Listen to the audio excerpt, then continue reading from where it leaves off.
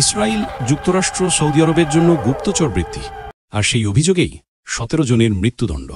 ইয়েমেনে কি ঘটছে? ইয়েমেনের সংঘাতভূমিতে আবারও উত্তেজনা।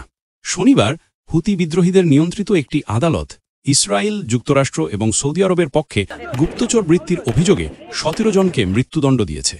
হুতিদের নিজস্ব গণমাধ্যম সাবা নিউজ সংস্থাই এই তথ্য নিশ্চিত করেছে।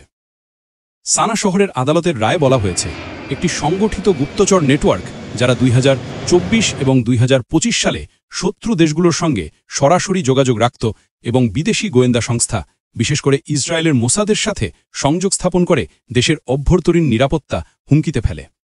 তাদের বিরুদ্ধে শুধু তথ্য পাচারের অভিযোগই নয়, বলা হয়েছে তাদের উস্কানি ও সহায়তায় বহু সামরিক, নিরাপত্তা ও বেসামরিক স্থাপনা আমলার টার্গেটে পরিণত হয়েছে। এসব আমলায় নিহত হয়েছে বেশ কিছু সাধারণ মানুষ, ধ্বংস হয়েছে গুরুত্বপূর্ণ অবকাঠামো। রায় আরও রয়েছে, ফায়ারিং স্কোয়াডের মাধ্যমে মৃত্যুদণ্ড কার্যকর হবে এই 17 জনের। পটভূমিতে রয়েছে আরও বড় সংঘাত।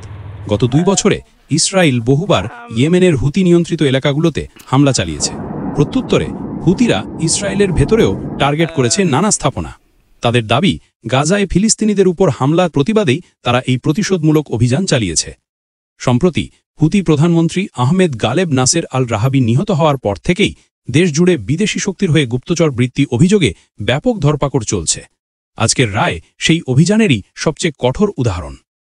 মধ্যপ্রাচ্যের উত্তপ্ত পরিস্থিতিতে এই মৃত্যুদণ্ড একদিকে হুতি নিয়ন্ত্রিত অঞ্চলে নিরাপত্তা জোরদারের বার্তা, অন্যদিকে আঞ্চলিক টানাপড়নকে আরও বাড়িয়ে তুলতে পারে বলে মনে করছেন বিশ্লেষকেরা।